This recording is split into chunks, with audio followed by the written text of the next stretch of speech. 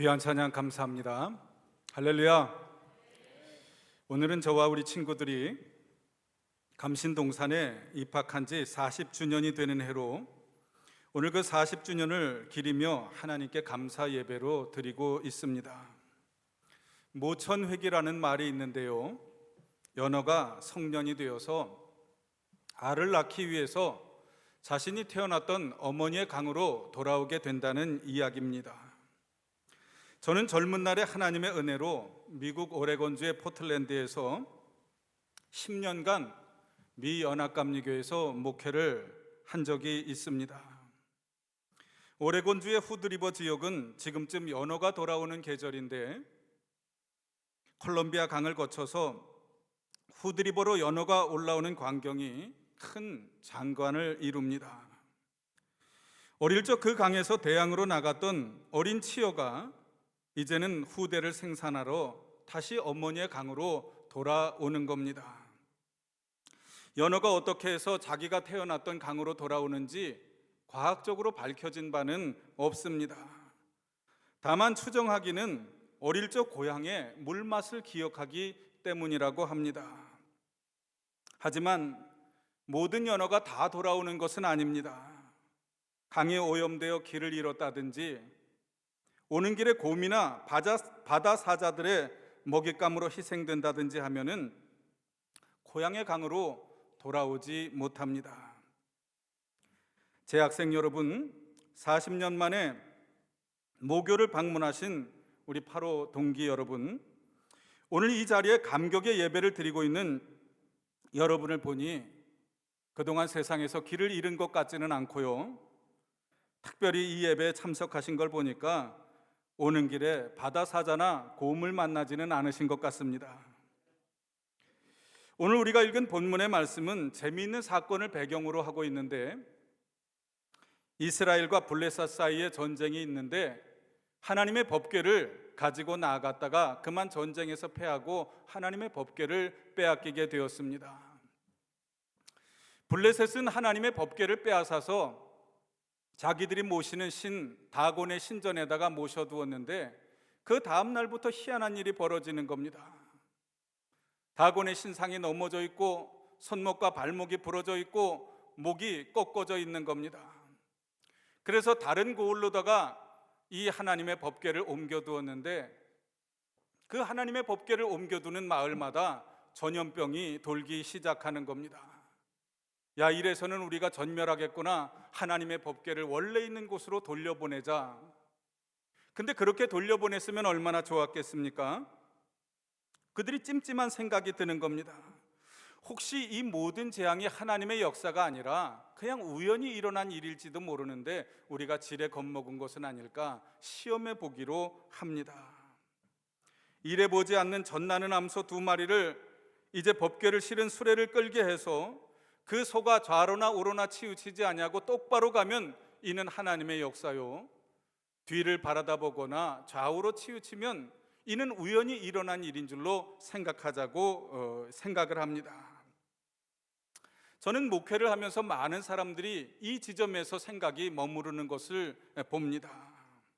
나에게 일어나는 일이 하나님의 역사냐, 하나님의 뜻이냐, 아니면 우연히 일어나는 것이냐. 이것은 사실 철학의 문제이기도 한데 자유와 필연성의 문제라고 합니다.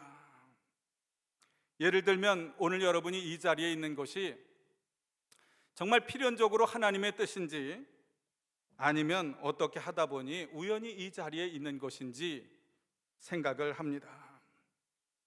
사람들은 모든 문제의 답을 구하려고 합니다. 이것이냐 저것이냐 하는 문제로 씨름을 합니다.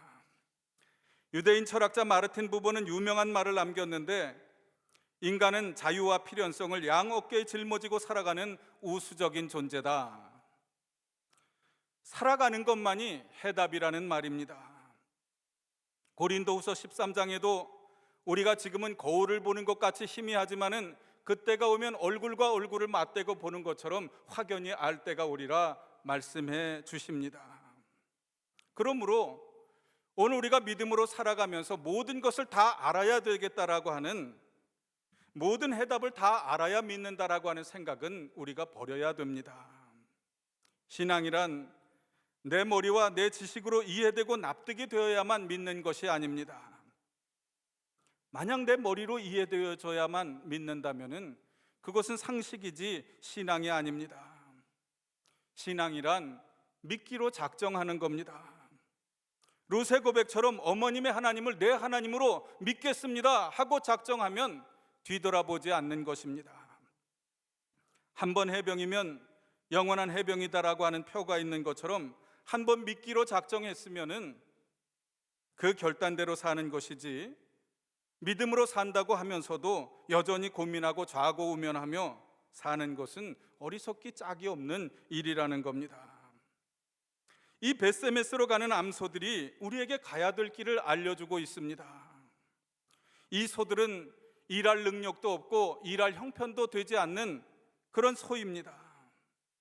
집에는 젖먹이 송아지가 있습니다.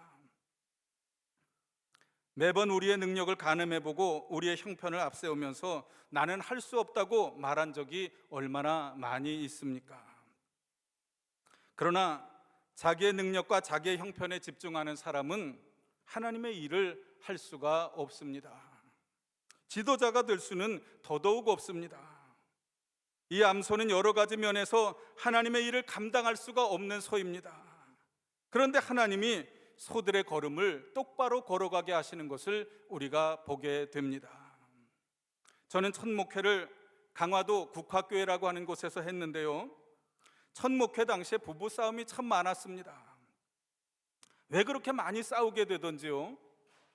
싸우는 것도 꼭 토요일 저녁이나 주일 아침에 싸우게 되는 겁니다. 그리고 나면 도저히 설교하러 갈 기분이 나질 않습니다.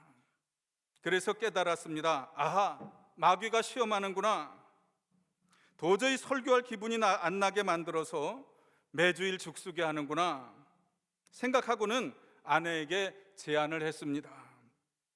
여보, 기도합시다. 마귀가 우리를 시험해서 싸우게 하고 그것 때문에 목회를 망치게 생겼으니 기도합시다. 그리고는 아내와 함께 가정 예배를 드리기 시작했습니다. 그 이후로는 한 번도 토요일과 주일 아침에 싸우지 않았습니다. 대신 월요일에 몰아서 싸웠습니다.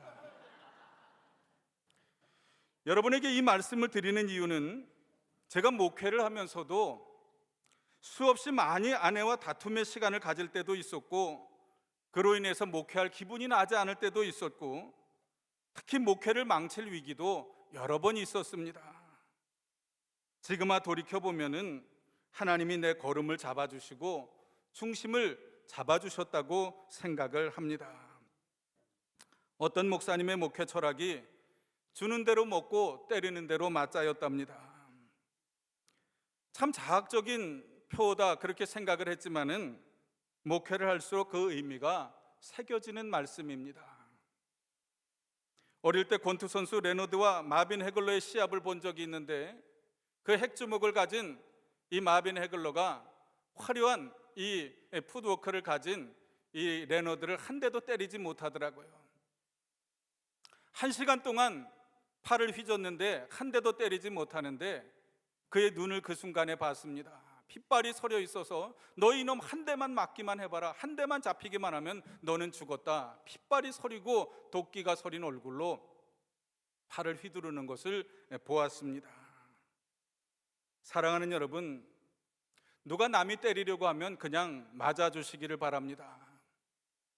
예수님도 심지어는 왼뺨을 치면 오른뺨을 돌려대라고 말하면서 핑계를 대고 요리조리 피하게 되면은 결국 언젠가 잡히면 핵주먹을 맞게 되는 것처럼, 우리가 이 목회를 하고 또 신앙생활을 하면서 자기 변명하고 자기 형편을 앞세워서 요리조리 피해 다니게 되면은 언젠가는 큰일을 만나게 됩니다.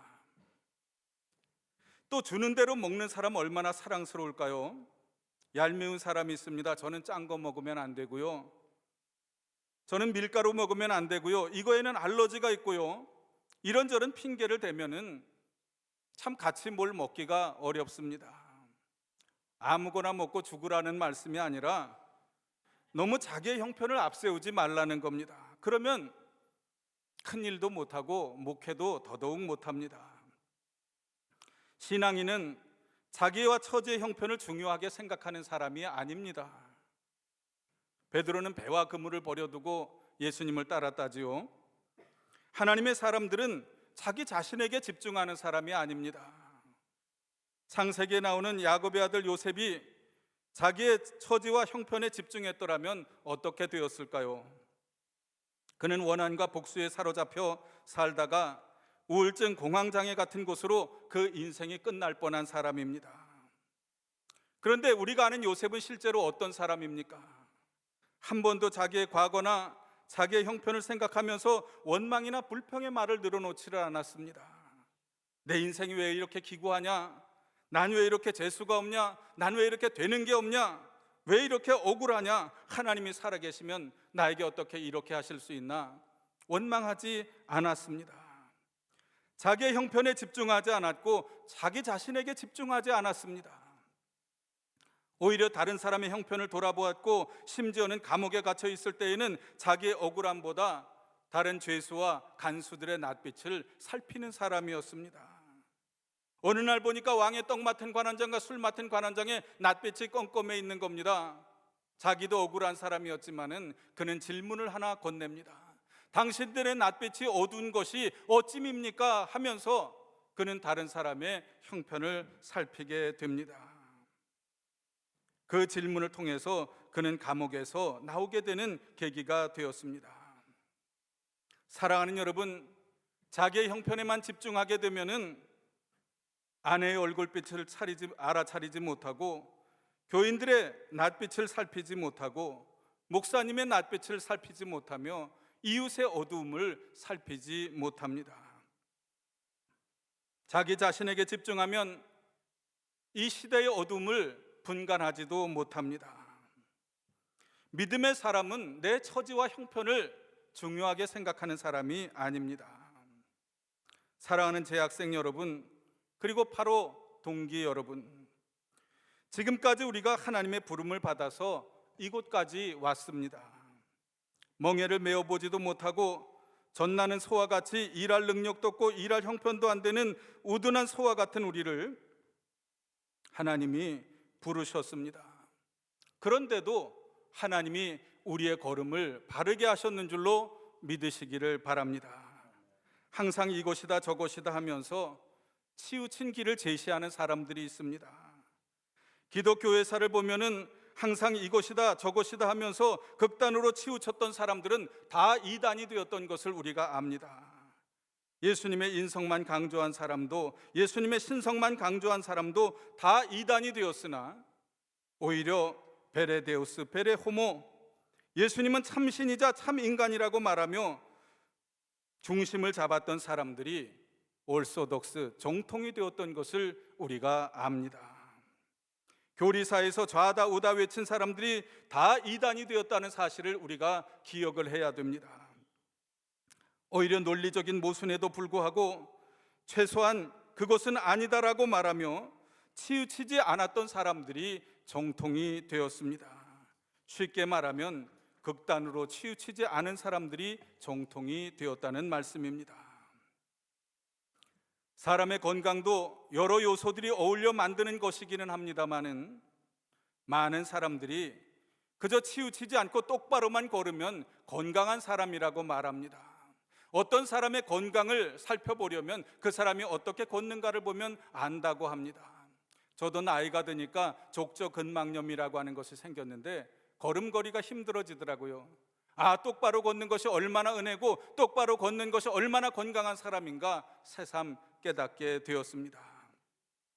사랑하는 여러분, 부족한 사람이 지난 40년을 돌아보니까 공연히 광야에서 하나님의 마음을 근심만 시킨 이스라엘 백성과 같지는 않았는지 염려가 되더라고요. 그러면서도 한편으로 그럼에도 하나님이 붙잡아 주셔서 이제까지 잘 걸어왔다는 감사가 또한 제 마음에 있습니다.